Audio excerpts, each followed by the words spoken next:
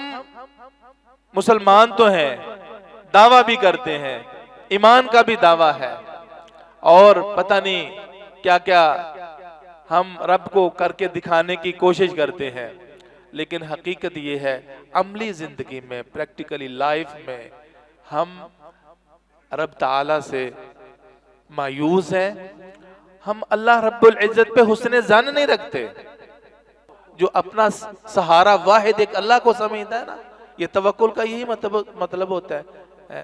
ہم دنیا میں رہتے ہوئے فلاں کے بارے میں بڑا اعتماد ہے، فلاں کے بارے میں بڑا اعتماد ہے، اور جب رب تعالیٰ کی باری آتی ہے تو حقیقتاً مایوس ہوتے ہیں۔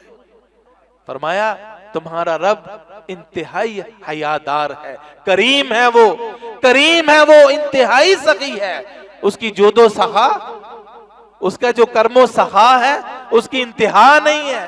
ان ربکم حیی کریم وَإِنَّ لِكُلِّ مُسْلِمٍ دَعْوَةً يَدْعُوهَا فَيُسْتَجَابُ لَهُ۔ یہ رمضان کی ہر گھڑی میں اور بالخصوص روزے کی حالت میں انسان جو بھی دعا کرتا ہے نا، میرا رب تعالیٰ قبول فرما لیتا ہے۔ وَإِذَا سَأَلَكَ عِبَادِي عَنِّي فَإِنِّي قَرِيبٌ أُجِيبُ دَعْوَةَ الدَّاعِ إِذَا دَعَانِ فَلْيَسْتَجِيبُوا لِي وَلْيُؤْمِنُوا بِي لَعَلَّهُمْ يَرْشُدُونَ۔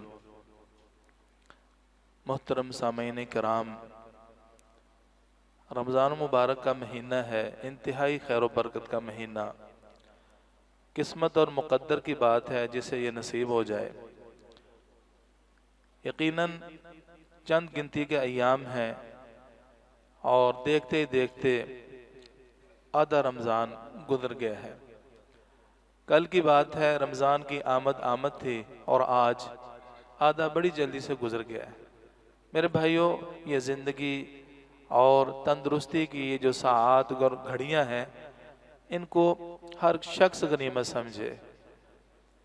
یقیناً اس کا ایک ایک لمحہ، ایک ایک گھڑی اور 24 گھنٹے میں سے کوئی ایسا وقت نہیں ہے جو رب تعالیٰ کی رحمت سے خالی ہو۔ جس ٹائم چاہیں ہم رب تعالیٰ کی طرف رجوع کریں، اللہ سے معافی مانگیں، اللہ کی رحمت کے طالب بنیں اور اپنے ماضی پہ نظر دھڑا کر رب کے حضور گڑ گڑائیں، اسے معافی مانگیں، اللہ رب العزت کو منائیں۔ یہ مقدر کی بات ہے اور یقیناً یہ ہمارے اختیار میں ہے کہ ہم خود رب کے حضور پیش ہوں اور ان آداب کے ساتھ پیش ہوں جو رب تعالیٰ کو مطلوب ہیں۔ یقیناً جب انسان کسی بھی ادارے میں ڈسپلن کے مطابق نہیں چلتا اور اس کے جو قواعد ہیں، ضوابط ہیں، ان کو فالو نہیں کرتا، تو تعلیم کا حصول تو دور کی بات ہے، یا جون سا بھی ادارہ ہے، وہاں انٹری مشکل ہو جاتی ہے۔ ہر معاملے میں رب تعالیٰ کا دستور ہے۔ تو آپ کی خدمت میں جو میں مختصر اس وقت میں چند باتیں رکھوں گا، مختصر سا موضوع، وہ دعا کی اہمیت و فضیلت اور رب تعالیٰ سے تعلق کا ایک بنیادی طریقہ ہے۔ اور واقعتاً دعا جہاں اپنے مطالب کے حصول کا ذریعہ ہے، آپ یا میں، ہم میں سے کون سا ایسا شخص ہے جو اس دنیاوی زندگی میں کسی نہ کسی ٹینشن میں مبتلا نہ ہو؟ انسان کے دینی مسائل ہیں، دنیاوی مسائل ہیں، کمال ادھر کسی کے وہ نصیب نہیں ہے۔ ہاں، وہ شخص جس کو رب سے خصوصی تعلق ہے، جو رب تعالیٰ کے حضور گڑ گڑاتا ہے، اسے دعا کرتا ہے اور اخلاص کے ساتھ اس کی طرف رجوع کرتا ہے، یقیناً یہ شخص انتہائی نصیبے والا ہے۔ یہ اپنی اس زندگی میں کبھی بھی تھکاوٹ محسوس نہیں کرے گا، اکتاہٹ محسوس نہیں کرے گا، اپنے آپ کو مایوس نہیں سمجھے گا۔ مایوسی کی زندگی کا شکار یا مایوس وہ شخص ہوتا ہے جو رب سے دور ہوتا ہے، جو اللہ سے دور ہوتا ہے، جو اللہ رب العزت سے سوال کرنے سے محروم رہتا ہے۔ اللہ کے حضور اس کو اپنی پشیمانی کے اظہار کا موقع نہیں ملتا، اپنے دکھ اور درد رب کے حضور رکھنے کے لیے فرصت نہیں ملتی، اور جسے فرصت ملتی ہے اور وہ رب تعالیٰ کو اپنا خیر خواہ سمجھتا ہے، یقیناً وہ پا لیتا ہے۔ ہم مسلمان تو ہیں، دعویٰ بھی کرتے ہیں، ایمان کا بھی دعویٰ ہے، اور پتہ نہیں کیا کیا ہم رب کو کر کے دکھانے کی کوشش کرتے ہیں، لیکن حقیقت یہ ہے عملی زندگی میں، پریکٹیکلی لائف میں ہم رب تعالیٰ سے مایوس ہیں، ہم اللہ رب العزت پہ حسن ظن نہیں رکھتے۔ جو انسان جتنا بھی بڑا گناہگار ہے رب تعالیٰ پہ حسن ظن کے ساتھ پیش ہو جائے، اللہ کی بارگاہ میں حاضر ہو جائے، میرا رب کبھی بھی اسے مایوس نہیں کرتا۔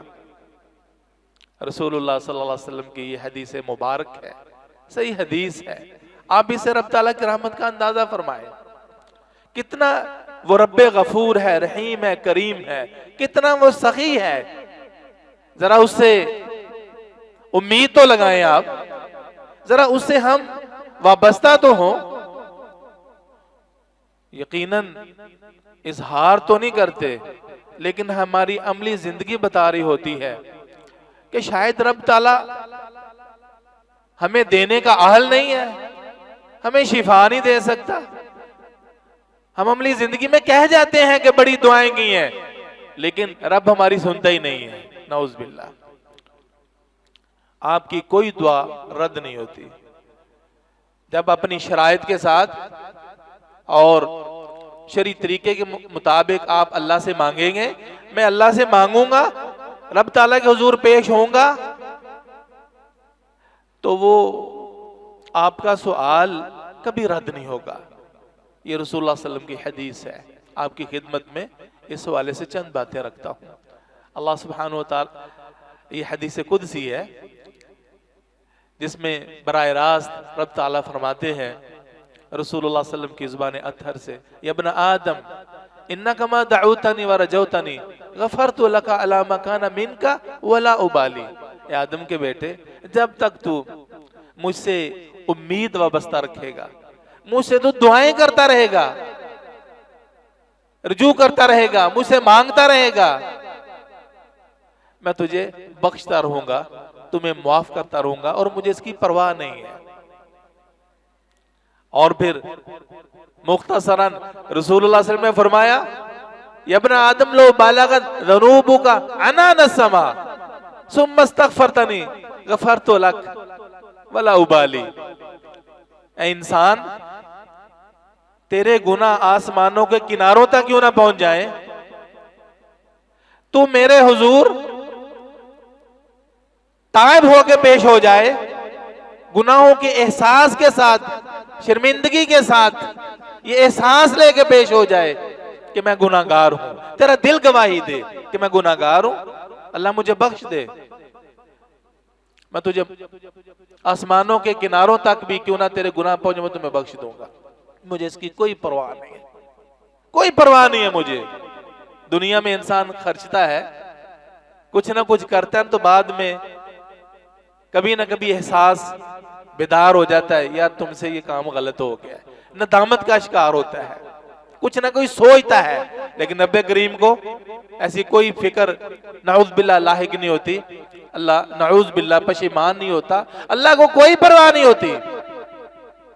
اور پھر فرمایا، ابن آدم لو اتیتنی بقراب الارض خطایا، اے انسان، تم زمین بھر خطائیں گناہ لے کے آ جائے اور تو مجھ سے بخشش مانگ لے، میں تجھے بخش دوں گا، مجھے اس کی پرواہ نہیں ہے۔ انسان زندگی میں سوچتا ہے میں بڑا سیاہکار ہوں، میں بڑا گناہگار ہوں، میں نے اللہ کی بڑی نافرمانی کی ہے، میں عاصی ہوں۔ وہ جب اپنی زندگی پہ، ماضی پہ نظر دوڑاتا ہے نا، تو مایوس ہو جاتا ہے، وہ مایوس ہو جاتا ہے، وہ اپنے آپ کو اس قابل سمجھتا نہیں ہے کہ اب میں رب تعالیٰ کے حضور یہ چہرہ لے کے پیش ہو جاؤں، یہ دنیا کے سامنے تو شرمندگی کا احساس ہوتا ہے، لیکن رب کے حضور یہ بہت بڑا احساس ہے۔ یہ تصور لے کے اللہ کے حضور پیش ہو جائیں، رب تعالیٰ آپ کی بڑی قدر فرمائے گا۔ تو دعا میں بنیادی طور پر کیا ہے؟ حلال کی کمائی ہونی چاہیے، حرام کا لقمہ شامل نہیں ہونا چاہیے، خلوص کے ساتھ، عجز و انکسار کے ساتھ، پر اعتماد ہو کے اپنی مایوسیوں کو ہٹا کر انسان کانفیڈنٹ ہو، اتنا توکل اور بھروسہ، یہ دعا بھروسہ سکھاتی ہے۔ وَمَن يَتَوَکَّلْ عَلَى اللَّهِ فَهُوَ حَسْبُهُ، جو اپنا سہارا واحد ایک اللہ کو سمجھتا ہے نا، یہ توکل کا یہی مطلب ہوتا ہے۔ ہم دنیا میں رہتے ہوئے فلاں کے بارے میں بڑا اعتماد ہے، فلاں کے بارے میں بڑا اعتماد ہے، اور جب رب تعالیٰ کی باری آتی ہے تو حقیقتاً ہم مایوس ہوتے ہیں۔ وہ رب ہے، دنیا جہاں کی مائیں مل جائیں، اس کی رحمت پھر بھی تمام ماؤں کی محبت اور شفقت پہ حاوی ہے۔ ایک دیا رحمت کا، ایک حصہ دیا پوری کائنات میں، 99 اپنے پاس رکھے ہیں۔ یہ 70 ماؤں والا چکر نہیں ہے، یہ بالکل غلط ہے۔ تو گویا ہم نے اخلاص کے ساتھ رغبت وَادْعُوهُ خَوْفًا وَطَمَعًا إِنَّ رَحْمَتَ اللَّهِ قَرِيبٌ مِنَ الْمُحْسِنِينَ۔ اللہ کے حضور جب پیش ہونا ہے نا، تو حرص بھی ہو، طمع بھی ہو، جیسے کسی سے لینے کی غرض ہوتی ہے، ایک حرص لالچ کے ساتھ اور اللہ سے ڈرتے ہوئے۔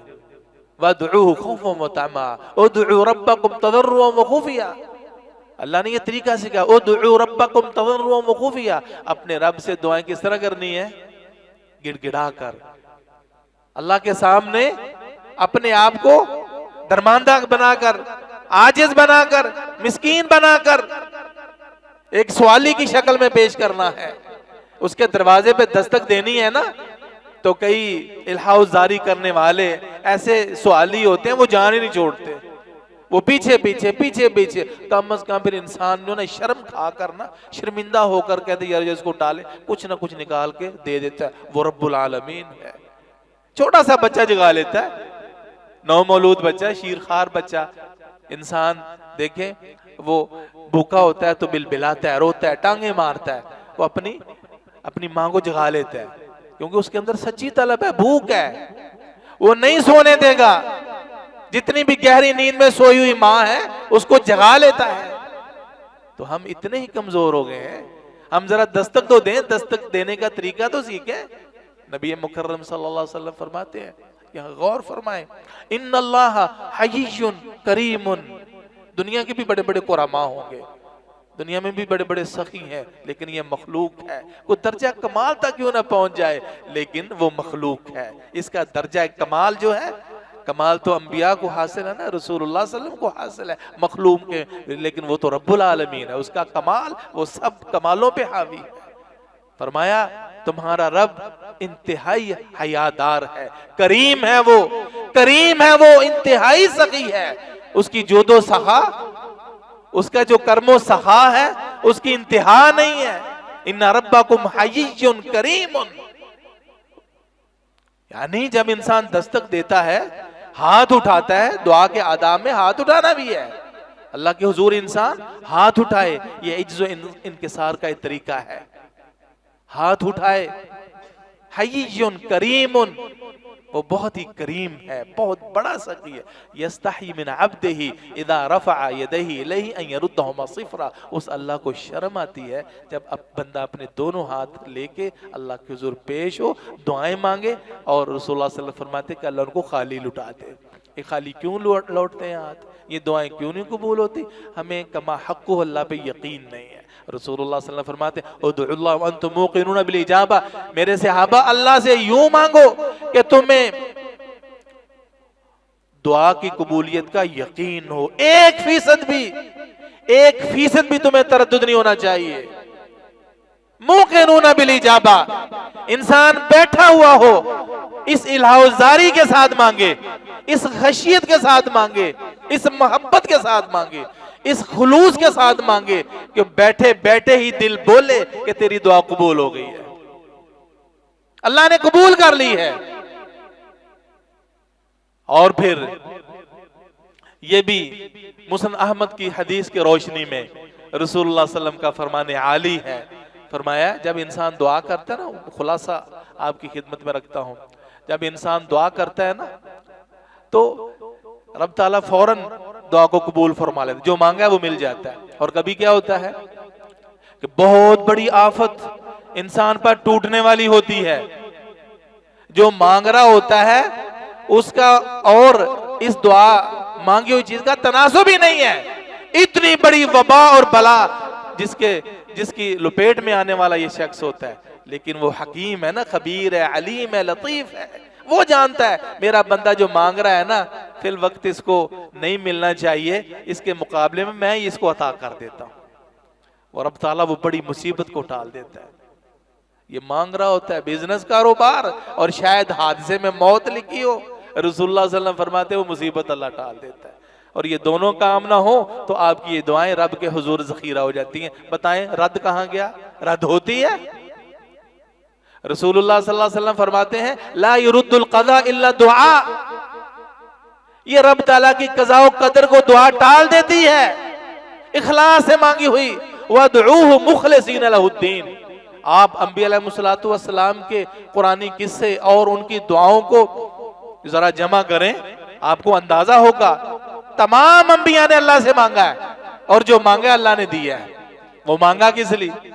جس مقصد کے لیے جو رب تعالیٰ سے مانگا ہے، اخلاص کے ساتھ، خشوع کے ساتھ، رغبت کے ساتھ، صرف اسے اپنا سہارا سمجھ کے، پورے بھروسے اور توکل کے ساتھ، بڑی محبت کے ساتھ، خوف و طمع کی پوری امید کے ساتھ، کسی اور کو نہیں دیکھا، کسی اور کے در پہ نظر نہیں رکھی، ایک اللہ پہ بھروسہ رکھا ہے، اور رب تعالیٰ نے عطا بھی کیا ہے، اللہ سبحانہ و تعالیٰ نے۔ تو گویا آپ اس انداز میں اللہ سے مانگے۔ تقدیر کی دو قسمیں، معلق اور مبرم، تو رسول اللہ صلی اللہ علیہ وسلم فرماتے ہیں تقدیر بھی بدل جاتی ہے۔ فرمایا لیس شیء اکرم علی اللہ من الدعاء، دعا سے بڑھ کر رب تعالیٰ کے ہاں کوئی بھی چیز معزز نہیں ہے، اللہ کو دعا بڑی پیاری۔ یہ جو میں نے آپ کے سامنے سورۃ البقرہ کی آیت تلاوت کی ہے نا، یہ آپ سیاق دیکھیں، صیام و قیام کا ہے، روزوں کا ہے سورۃ البقرہ میں، اور اس خاص سیاق میں، روزوں کے سیاق میں، رمضان المبارک کے سیاق میں اللہ نے خاص دعا کا ذکر فرمایا ہے، خاص۔ اس کا مطلب ہے صیام و قیام رمضان اور دعا کا آپس میں گہرا تعلق ہے۔ رسول اللہ صلی اللہ علیہ وسلم فرماتے ہیں وَإِنَّا لِكُلِّ مسلم بزار اور مسلم احمد کی حدیث ہے وَإِنَّا لِكُلِّ مُسْلِمٍ دَعْوَةً يَدْعُو بِهَا فَيُسْتَجَابُ لَهُ، یہ رمضان کی ہر گھڑی میں اور بالخصوص روزے کی حالت میں انسان جو بھی دعا کرتا ہے نا، میرا رب تعالیٰ قبول فرما لیتا ہے۔ دعوت الصائم لا ترد، روزے دار کی دعا رد نہیں ہوتی۔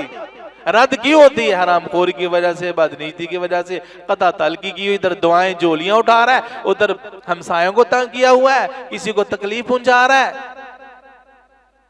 اور پھر باوضو ہو کر انسان، باوضو ہو کر قبلہ رخ آ کر رب تعالیٰ کی حمد و ثنا کے ساتھ رسول اللہ صلی اللہ علیہ وسلم پر کثرت سے درود پڑھ کے، تو ایسی دعا حتماً یقیناً قبول ہوتی ہے۔ ہماری دعاؤں میں وہ شرط ہی نہیں پائی جاتی۔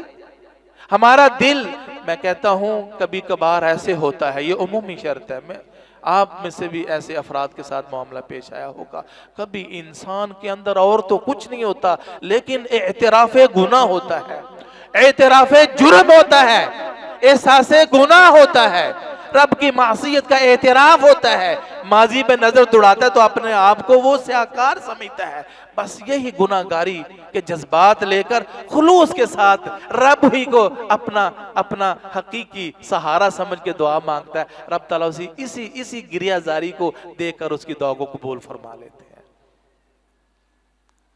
تو اللہ سبحانہ و تعالیٰ فرماتے ہیں یہ نہیں سمجھنا بھی اللہ قبول نہیں فرماتا، اللہ بڑا دور ہے جیسے لوگ سمجھتے ہیں، نہیں، اللہ نے فرمایا جب بھی میرے متعلق میرے بندے اے رسول اے محمد صلی اللہ علیہ وسلم آپ سے پوچھیں کہ تمہارا رب انتہائی قریب ہے، فرمائے اجیب دعوت الداعی اذا دعان، میں پکارنے والے کی پکار کو سنتا ہوں، قبول اذا دعان، جب وہ مجھے پکارتا ہے، لیکن آگے شرط ہے فَلْيُؤْمِنُوا بِي فَلْيَسْتَجِيبُوا لِي وَلْيُؤْمِنُوا بِي، میں جو کہوں وہ مانے، یہ ہے لب لباب۔ دعائیں کیسے انسان مستجاب الدعوات بنتا ہے؟ تمام فرائض پہ پابندی منہیات و محرمات سے باز آ جائے. اللہ نے جھوٹ حرام قرار دیے، جھوٹ سے بچے، چغلی سے بچے، غیبت سے بچے، حرام خوری سے بچے، حقوق کی پامالی نہ کرے، رب کے فرائض پہ کاربند ہو اور کسی کو تکلیف نہ دے. میٹھا بول، پیار، محبت، اخلاق یہ اپنی زندگی میں ہو. تو فرمایا فَلْيَسْتَجِيبُوا لِي، جو میں کہوں نا میری باتوں بھی مانو، میرے احکام بھی مانو. وَلْيُؤْمِنُوا بِي، میرے اوپر جس طرح ایمان رکھنے کا حق ہے، جیسے حق ہے ویسا تم حق ادا کر دو ایمان کا، تو پھر میں رب تمہاری ہر دعا کو قبول کروں گا. یہ ہے اصل معیار، یہ ہے اصل حقیقت. تو ایوب علیہ السلام کو ٹائم بھی تقریباً ختم ہو گیا، میں اپنی بات کو ختم کرتا ہوں. تو ایوب علیہ السلام کی طرف بھائیوں نظر دوڑائیں. ایوب علیہ السلام کتنے جلیل القدر اللہ کے نبی ہیں. 18 سال سے حدیث کی روشنی میں 18 سال بیمار رہے، اور دنیوی طور پر رب تعالیٰ نے بہت کچھ عطا کیا ہوتا، مال جان، بہت بڑے ذمہ دار تھے، بیگمات تھیں، لونڈیاں تھے، غلام تھے، یعنی دنیا جہاں کی نعمت ان کے پاؤں تلے ڈھیر تھی. لیکن اللہ کی طرف سے آزمائش آ گئی. یعنی کبھی انسان سمجھتا ہے یار نماز بھی پڑھتا ہوں، صدقہ بھی دیتا ہوں، بہت کچھ کرتا ہوں، پھر بھی اللہ کی آزمائش اور پکڑ میں آیا ہوا ہوں. تو رب تعالیٰ آپ کے ایمان کو آزما رہا ہوتا ہے. کبھی گناہ گاری کی وجہ سے، ہم تو سب گناہ گار ہیں نا، تو کبھی بھی یہ گمان مت آنے دیجئے میرے بھائیوں کہ یار نماز بھی پڑھتا ہوں، تہجد بھی پڑھتا ہوں، نوافل بھی پڑھتا ہوں، تسبیحات بھی بڑی نکالتا ہوں، صبح و شام کے اذکار کا بھی اہتمام کرتا ہوں، پتہ نہیں کیا کیا کرتا ہوں، پھر بھی میرا رب تعالیٰ مجھ پہ ناراض ہے. اصل میں اشد البلاء الانبیاء، جتنا رب کا تقرب نصیب ہوتا ہے اتنی آزمائشیں کٹھن ہو جاتی ہیں، لیکن وہ تھوڑے وقت کے لیے ختم ہو جاتی ہیں. گناہوں کی بداش میں رسول اللہ صلی اللہ علیہ وسلم کی کہ جو بھی مصیبت پہنچتی ہے وہ گناہوں کی وجہ سے، بس گناہ سے ہم پرہیز کر لیں، معصیت سے بچ جائیں. جس درجہ ہمارا یہ قلب و ذہن، افکار، نظریات گناہ سے بچ جائیں گے، اتنا ہی دل میں خلوص اور دل پاک صاف اور مطہر ہو جائے گا. اور دیکھیں کس طرح پھر سرور آتا ہے. مسجد میں کھڑے، مصلی پہ کھڑے، مسجد میں دی لگے گا، قلب معلق بالمساجد کے سچی تصویر بن جائیں گے. خلوص، اخلاص، توحید، رسول اللہ صلی اللہ علیہ وسلم کی اتباع، پیور ایمان، یہ ایسی چیزیں آپ کو ایمان کا پہاڑ بنا دیں گی. ساری زندگی ٹھوکریں کھاتا رہے لوگوں کے سامنے، اس کی کوئی وقت نہ ہو، اللہ کے ساتھ تعلق مضبوط ہو، واللہ بڑے بڑے بادشاہوں سے زیادہ اس کو حلاوت، لذت، سرور اور مزہ زندگی میں آئے گا. کوٹھی بنگلے کاروں سے مزے نہیں آتے، اللہ کے تعلق سے مزے آتے ہیں. تو ایوب علیہ السلام کا یہ لطف ختم نہیں ہوا. 18 سال بیمار ہے، سب کچھ گیا، بس ایک دن ہوا کیا، ایک دن کیا ہوا کہ 2 دوست رہ گئے تھے، تو انہوں نے بات کر دی، یار یہ اتنی بڑی آزمائش میں ہے، لگتا ہے کوئی نہ کوئی اس سے بڑا گناہ ہو گیا ہے، کوئی نہ کوئی کم پایا ہونا ہے. پنجابی میں نا اتنی بڑی آزمائش. اس وقت جیسے ہم کہتے ہیں نا اپنی زبان میں، ان کا کلیجہ پھٹ گیا. اس سے پہلے کبھی بھی دعا نہیں کی، احادیث کی روشنی میں کبھی 18 سال بیمار ہے، کبھی اللہ سے نہیں مانگا، کبھی اللہ سے نہیں مانگا، ہمیشہ اظہار و تشکر کے جذبات.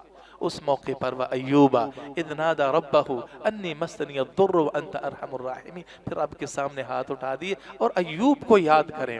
یہ میرا رب تعالیٰ فرما رہا ہے، یہ تزکیہ رب تعالیٰ کا ہے. یہ کون کہہ رہا ہے؟ یہ میرا اللہ بول رہا ہے.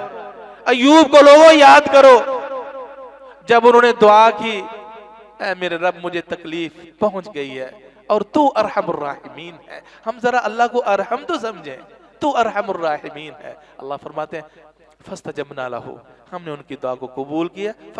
فکشفنا ما بہ من ضر، تو ہم نے جو انہیں تکلیف تھی وہ بھی دور کر دی. وآتینا اہلہ ومثلہم معہم، تو ہم نے ان کی بیگمات بھی، مال جان بھی، بلکہ دگنا دیا، دگنا عطا کیا. یہ اللہ رب العزت نے کیا.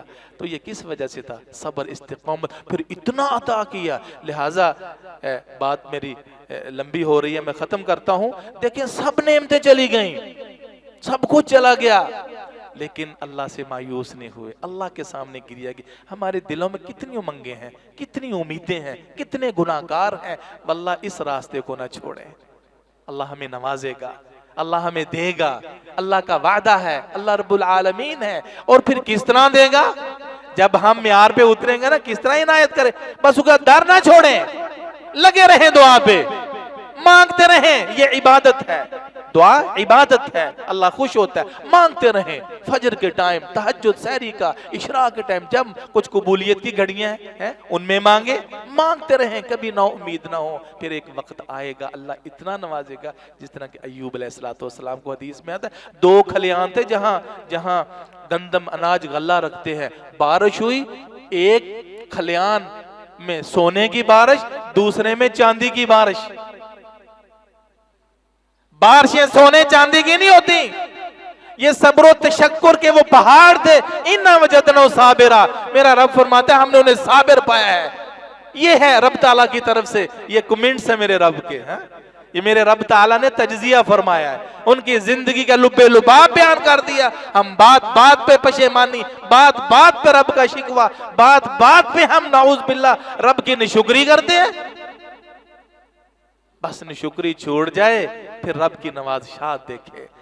پھر نہارے ہیں، بخاری میں آتا ہے رسول اللہ صلی اللہ علیہ وسلم فرماتے ہیں کبھی آپ نے یہ ٹڈی دال فصلوں کو جو کھا جانے والا کیڑا ہے، کبھی سنا کہ سونے چاندی کا بھاؤ؟ یہ اللہ کی رحمت ہے، جب صبر کے بعد انسان کامیاب ہوتا ہے، میرے رب کی یوں بارش اور رحمت برستی ہے، تو وہ ٹڈیاں نہیں ہیں، وہ سونے کے پتنگے بن کے گر رہے ہیں اور وہ سمیٹ رہے ہیں۔ اللہ مجھے اور آپ کو عمل کی توفیق نصیب فرمائے، پرخلوص طریقے سے دعا کی توفیق دے، توحید کو سنوارنے کی، سنت کے اتباع کا جذبہ، اللہ کی محبت اور رسول کی محبت نصیب فرمائے۔ سبحانک اللہم و بحمدک، اشہد ان لا الہ الا انت استغفرک و اتوب الیک۔